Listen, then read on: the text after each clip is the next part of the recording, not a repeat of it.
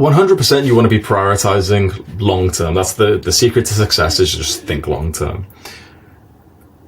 The reason why we pre-sell and we sell something like a course or a community before we've even made it is because you actually make it into a better course or community if you sell it first. Now, a lot of people have the wrong idea and they think this is like a scam or something. This is what most people do.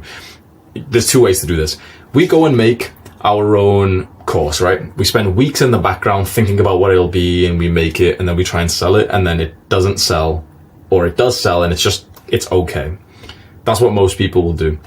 There's chances then, if you do that, that some people won't even buy it, and suddenly you've done this big launch and no one's bought it, and it just feels like horrible that you've spent all that time, you've made it, you recorded all the videos, you scripted all of them, you got them edited, you set it all up, and pretty much no one's bought it, or one person bought it. You know, it just feels horrible.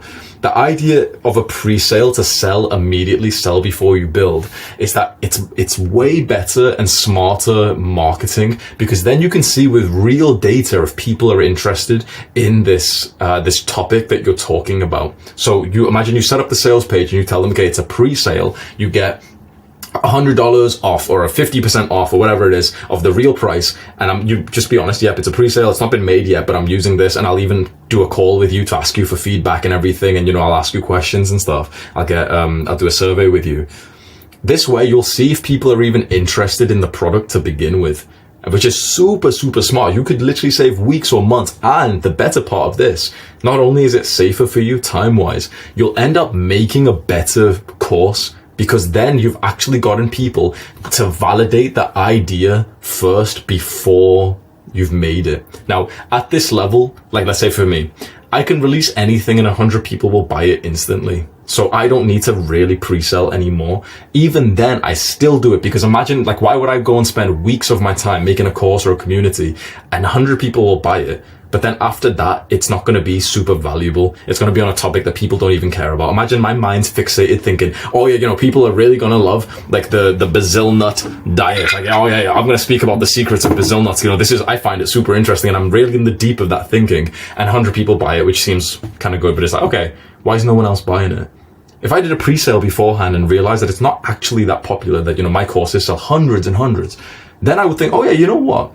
Maybe this just isn't even a popular topic. Maybe I could make it I could reword it. I could change the theme of it. Oh, I'll do a course on testosterone instead of a specific nut. And that way I can see that it's got more sales. Does that make sense?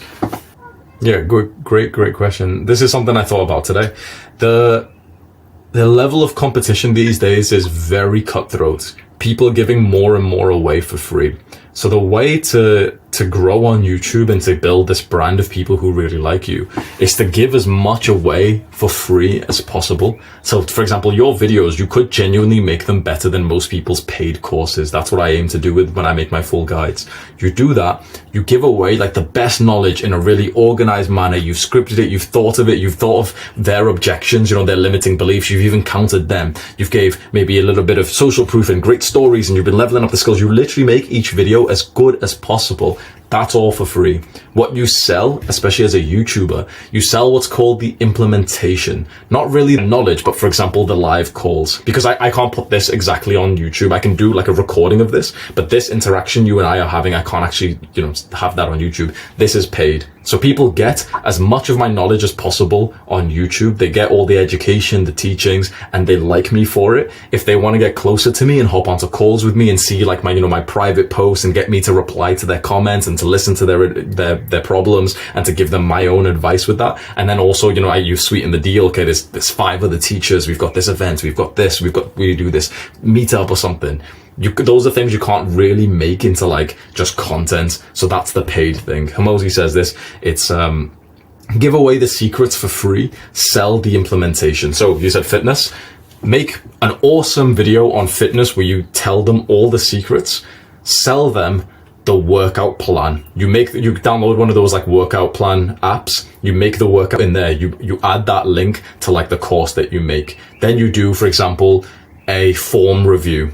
So people can literally hop on a call with you, or, they can send you a video and they can show you like a video of them bench pressing, and you reply to it with a couple of comments saying, okay, this is what you could do to improve your form by 5%. Obviously, when you add that kind of stuff, because it's manual work with you, now you're thinking, okay, charge 10 times more and now you can actually sell that.